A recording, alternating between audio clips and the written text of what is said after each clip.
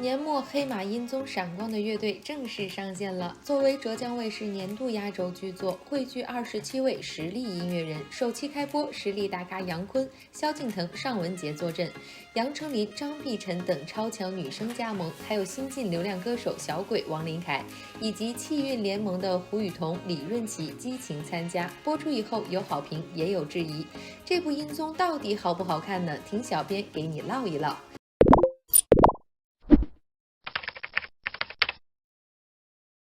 Hello， 宝宝们又见面了。这2年音综发展的并不好，这个时候蓝台推出全新原创音综《闪光的乐队》，请来27位不同年龄阶层的乐坛大咖，其野心是非常明朗的。不过节目效果却并不如先导片展现的那样精彩。小编总结了这部音综的3大槽点，咱们一一说过。第一，规则混乱，缺乏爆点。12月25日，综艺节目首期内容开播。作为一个原创 IP， 最重要的是在一开始就展现自己的目的。可是《闪光的乐队》这档节目并没有让观众看明白这档综艺的游戏规则。大家看完第1期根本不能 get 到节目的目的性在哪儿，好像单纯看了一场明星们的尴尬见面会。对于新的节目来说，新颖的竞争方式是非常重要的。比如《中国好声音》中充满仪式感的拍按键、转椅子，再加上一句坚定的 I want you， 节目效果立刻就出来了。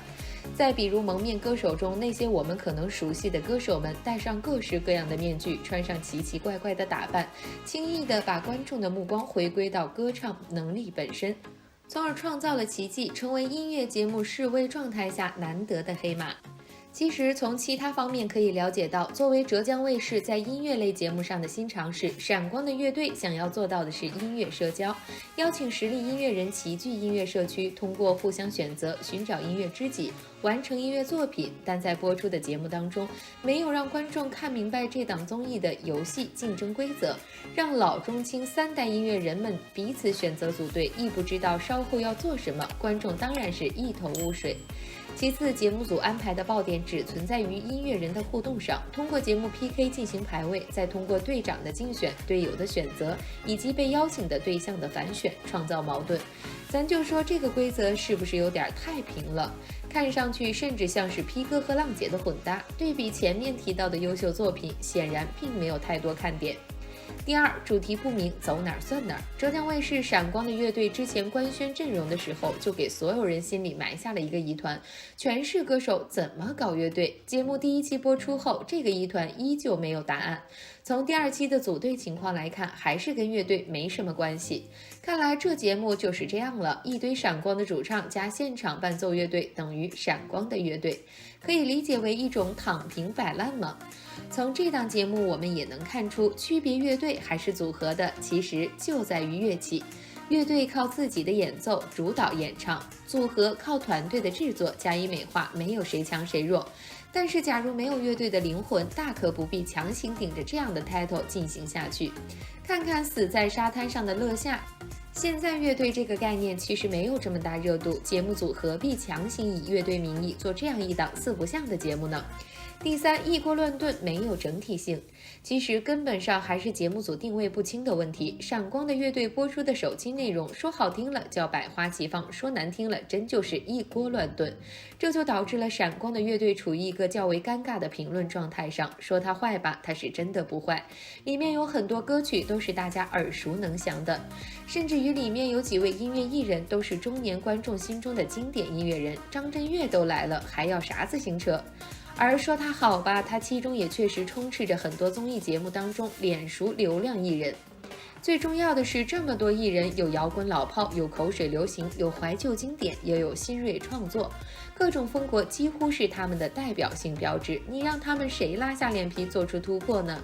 又让谁去迁就谁？谁去组织大家呢？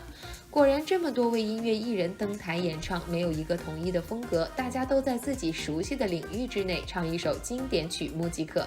看完整体节目和看了1期跨年演唱会是一样的，一人一首成名曲，你方唱罢我登台，大家仍旧待在自己的舒适圈中，各是各的，完全没有整体性。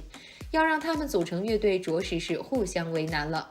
第一期播出后组成的多数也是破次元壁的合作，很多在组队时就已经陷入尴尬了，或者干脆就是被迫凑到一块的，我们很难想象他们能碰撞出什么样的火花。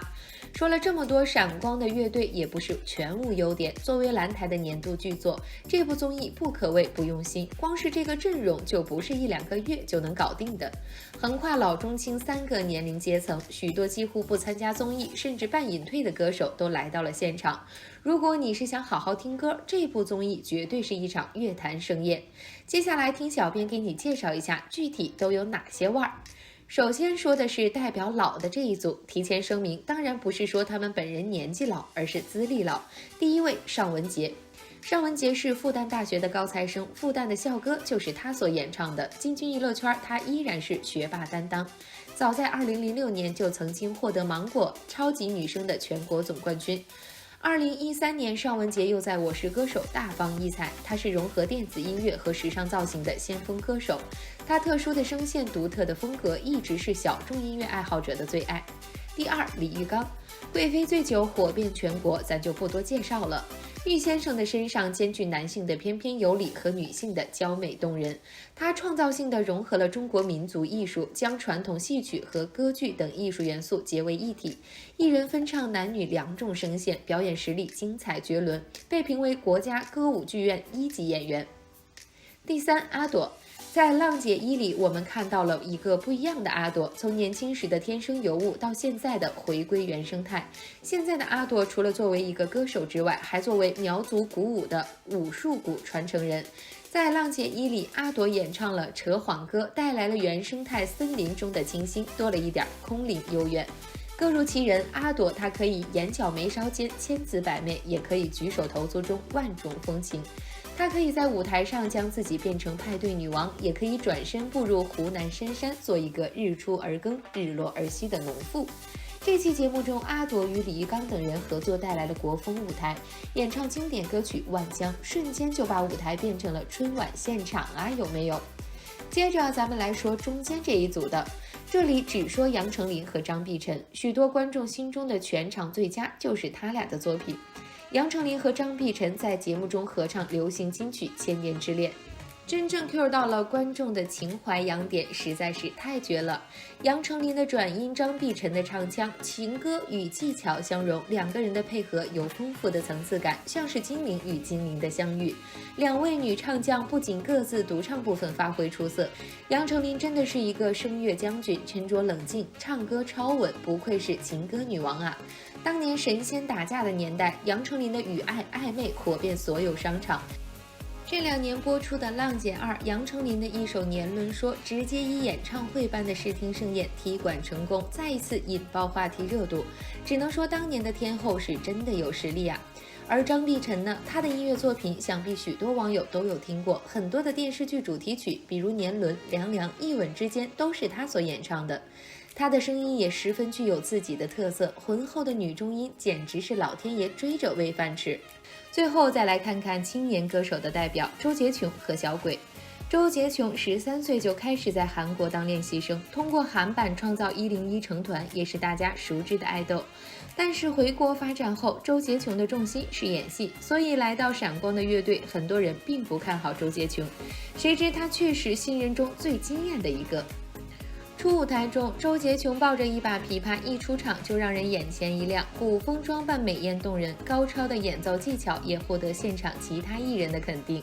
小鬼王琳凯是最早那一代的男团成员，通过中国有嘻哈正式进入演艺圈，在男团选秀节目《偶像练习生》成功出道，在团内一直都是 rap 担当，经常出入国内的各大舞台。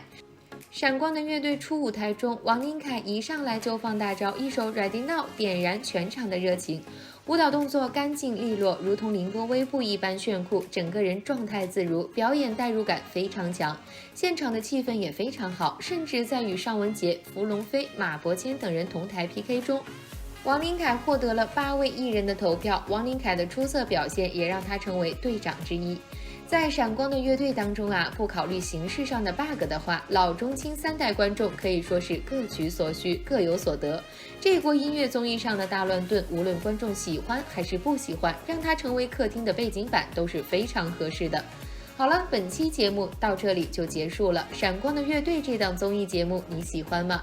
你是冲着谁去的呢？欢迎宝宝们来评论区留言讨论一波，喜欢的记得点赞订阅，咱们下期再见哦。